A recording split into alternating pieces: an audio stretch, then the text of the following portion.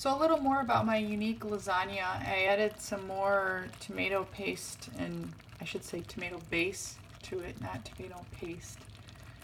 And I also have in there some parsley and some garlic.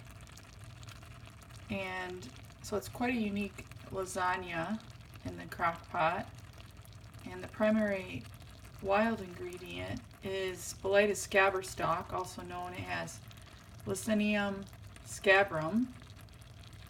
Sometimes it's called the rough-stemmed bolete, and it's from the family of Boletus, and it was used to be called the Boletus Scabber. And it's got a cap that's anywhere from 2 to 6 inches wide. Later it becomes flatter. At first it's hemispherical and it's grayish brown, and the pores are white at a young age. They're later gray.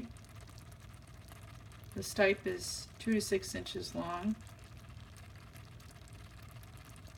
and it has a white stem with dark to black flakes and tapers upwards. The flesh is whitish, later more gray-white. And so that's a little bit more about the Boletus.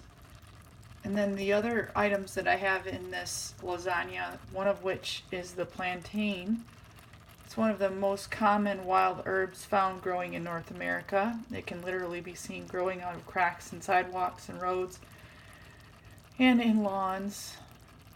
And it's often thought of as a weed. It grows about 10 centimeters in height, and it forms dense, slender spikes with yellow stamens, and it blooms from May to September. And this is common plantain that I used, and it's a wild food that can be eaten green, but it's a little stringy green and raw, I should say. So it's also used as a wild medicine. The taste kind of reminds me of Swiss chard, and the seeds can be ground and used into a meal or a flour. The leaves are good for sunburns, stings, insect bites, snake bites, poison ivy, rashes, burns, cuts, and blisters. It can be a poultice. It's also full of antiseptic, and it can be helpful for swollen joints, sore muscles, sprained, sore feet. And it sometimes is used as a cancer treatment in Latin America. Sometimes it's used for sore throats, coughs, bronchitis, tuberculosis, mouth sores. So it's an anti-inflammatory. It has rich tannin, which draws tissues together to stop bleeding, so it's a blood coagulant. And it has allantoin, which is a compound that helps injured cells, reduces blood pressure, and the seeds reduce blood cholesterol. The seeds were also used as a natural laxative. They're highly fibrous. Teas were used for diarrhea, dysentery, intestinal worms, bleeding mucous membranes. The roots are good for toothaches, headaches, and sometimes people even use it for dandruff. And then the other item that's in there is puchki, which is Indian celery, Indian rhubarb, also called cow parsnip. Kind of controversial right now. Currently on Facebook there's a picture of a woman with blisters. It can be a skin irritant. However, if you're aware of what you're doing, it's a wonderful wild food and also a wild medicine.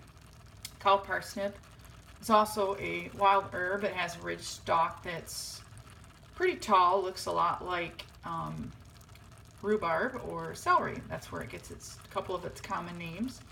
It's covered with cilia-like hairs, and it has a pleasant, spicy smell. I love the smell of it in the woods. And they possess large leaves, and it's just really quite an amazing plant. It's covered with scales.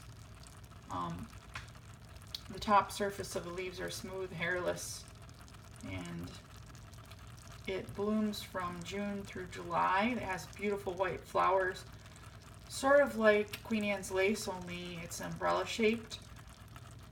And there's cow parsnip fruits that appear in August. It grows in northern latitudes. Sometimes it's thought of as a poisonous plant capable of damage even of respiratory organs of people, but it also makes you photosensitive to light. For up to 6 months you have a scar. I actually have a couple on my body right now. Some people will get into it really strongly and end up with blisters. Strong allergy can be caused by the smell, the pollen, the juice of the plant. Sometimes people get toxic poisoning. And it has benzopriones, the essential oil containing in the plant promotes a formation of burns at a touch. Sometimes people say when they touch it they can get nauseous, vomiting, headache, dizziness. I've never seen anybody with those types of reactions. The plant juice can get on your skin, and it's more likely to occur when it's really sunny. It's more of a sticky resin. But it's really good for you as a medicinal plant. It has furocarmine, and it's a plant that possesses a bactericidal action and is applied for some animals. It's also, there has a raw material in it, and it's it's a Slorin, I think is how you say it, and it's treatment for psoriasis. I think it's PSORALEN is the compound that it has that makes it good for psoriasis. In the flower there's a lot of pollen and nectar, and it's a melliferous herb. The juice was applied for ulcers and purulent wounds. It's also known to be helpful for asthma and epilepsy, and the use of the roots was used as medicine against liver pains and jaundice.